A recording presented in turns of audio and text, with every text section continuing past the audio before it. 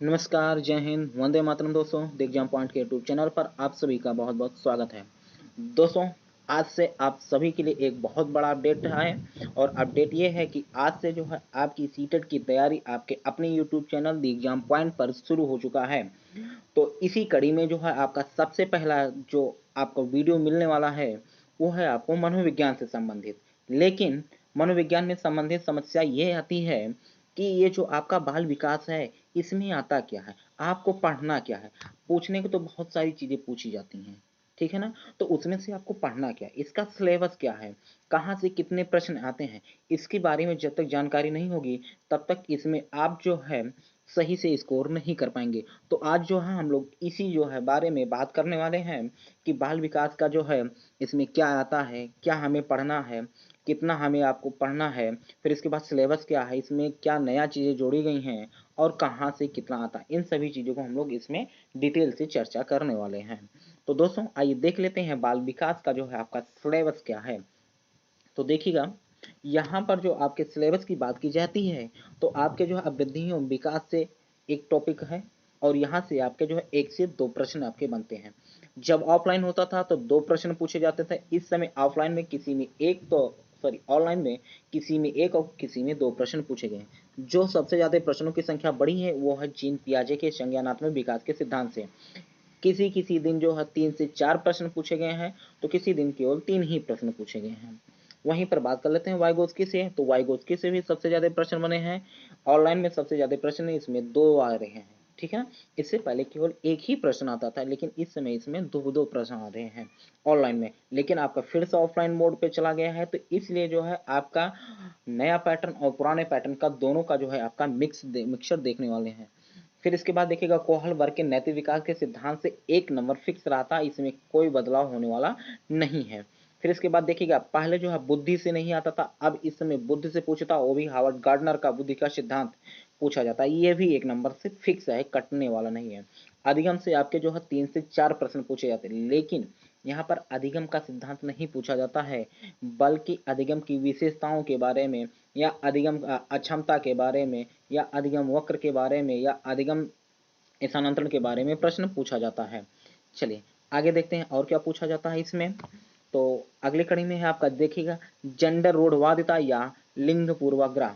अब देखिएगा जेंडर रूढ़वादिता या लिंग पूर्वाग्रह से भी एक प्रश्न फिक्स आता ही आता है, बहुत सरल होता है, आप इसे कर ले जाएंगे। जब हम प्रीवियस ईयर पेपर करवाएंगे तब आप आसानी से करिएगा, ठीक है ना। इसके बाद आपके चिंतन से पूछा जाता है। चिंतन में कौन सा आता है आपका अभिसारी चिंतन आ जाता, अपसारी चिंतन आ जाता, खुले अंत वाला प्रश्न आ जाता, बंद अंत वाले चिंतन आ जाते हैं। फिर आपके जो है सृजनात्मक चिंतन, ये सभी आपके इसी के अंतर्गत रहेगा। फिर इसके बाद आपका समावेशी शिक्षा से 1 से 2 प्रश्न बनता है। अधिगम विकार से जिसमें आपका डिसलैक्सिया डिस्कैलकुलिया, ये सब आपके जो है अधिगम विकार से जो है एक प्रश्न पूछा जाता है। एनसीएफ दो sorry NAP national new education policy जो आपकी नई राष्ट्रीय शिक्षा नीति है उससे आपका एक प्रश्न बनता है। एनसीएफ 2005 से एक प्रश्न बनता है। फिर वहीं पर बात कर लेते हैं हम लोग अभिप्रेरणा का। अप्रेरणा से भी एक प्रश्न आपका अप्रेरणा से बनता है। मूल्यांकन से भी एक प्रश्न आपका बन जाता है। समस्या समाधान पर इस बार बहुत सबसे ज्यादा प्रश्न पूछा गया है, एक प्रश्न हर ऑनलाइन पेपर में मिला है। फिर प्रगतिशील शिक्षा, ये आपका जो है समावेशी शिक्षा का ही एक हिस्सा है, यहाँ से हर बार एक प्रश्न बना है और हमेशा अब ये भी आगे भी बनता रहेगा। फिर देखिएगा रचनात्मक आकलन, यहाँ पर बच्चों के रचनात्मक चीजों के आकलन से संबंधित प्रश्न पूछे जाते हैं और जो आपके बचते हैं जिनका कोई एक निश्चित आधार नहीं, जैसे कोई एक तर्क दे दिया जाता है, एक कोई सिचुएशन दे दी जाती है, वहां पर जो है इसकी बात की जाती है। तो उसमें आपके जो है कितने प्रश्न बनते हैं, 4 से 5 प्रश्न बनते हैं, ठीक है दोस्तों। तो बस आज के जो वीडियो था बस आपको केवल यही बताना था कि आपको जो है मनोविज्ञान या बाल विकास में आपको पढ़ना क्या है, ठीक है ना, कहाँ से कितने प्रश्न आते हैं और आपको किन प्रश्नों पर ज़्यादा फोकस करना है, इसको ध्यान दीजिए। तो देखिएगा जो सबसे ज़्यादा प्रश्न पूछे गए कहाँ से, जीन पियाजे से, वाइगोत्स्की से, यहाँ पर ज़्यादा ध्यान देना है। अधिगम से ध्यान देना है, अभिवृद्धि एवं विकास से ध्यान देना है। फिर जो है आपके जो है समावेशी शिक्षा से, यहाँ से ध्यान देना है। फिर आपके जो है ये जो विविध जो आपके कुछ आ जाते हैं शिक्षण, उस पर आपको ज़्यादा फोकस करना। बाकी जितने भी 1 नंबर वाले हैं सब के सब सरल होते हैं, बस आपको केवल और केवल प्रैक्टिस करना है, प्रैक्टिस करना है। रही बात बुक की, हम बात कर लेते हैं बुक की कि जो है सर कि जो है सबसे बेस्ट बुक क्या है सीटेट क्रैक करने के लिए। तो देखिएगा, कोई भी बुक आपके लिए परफेक्ट तभी होगी जब तक आप जो है ज़्यादा से ज़्यादा प्रैक्टिस करेंगे तब।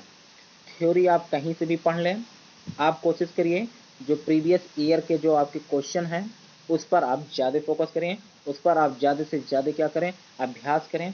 ये आपको जो है सफलता। मान लेते हैं आप थ्योरी नहीं भी पढ़ते हैं, लेकिन आप प्रीवियस ईयर पेपर है 2023 से लेकर 2011 तक, ठीक है ना, 2023 से लेकर 2011 तक के जितने भी प्रश्न हैं यदि आप सॉल्व कर लेते हैं तो यकीन मानिए आप जो है मनोविज्ञान में जो है आप नहीं तो कम से कम आप 25 प्लस तो आराम से पहुंच जाएंगे, 25 प्लस आराम से पहुंच जाएंगे। ठीक है, तो इस चीज़ को आप देखिए ध्यान दीजिएगा। ठीक है ना, बाकी आपको जो है वीडियो अच्छा लगा हो तो वीडियो को ज़्यादा से ज़्यादा शेयर कीजिएगा, लाइक कीजिएगा, और चैनल पर यदि आप नए हैं तो चैनल को जरूर सब्सक्राइब कर लीजिएगा। आपके सीटेट से संबंधित जितने भी अपडेट हैं, जितने भी आपके जो है थ्योरीज हैं, जितने भी आपके प्रैक्टिस सेट मिले हुए हैं, सब के सब आपके इसी चैनल पर आपके कराए जाएंगे। तो चलिए फिर मिलते हैं एक और बेहतरीन वीडियो के साथ, तब तक के लिए जय हिंद।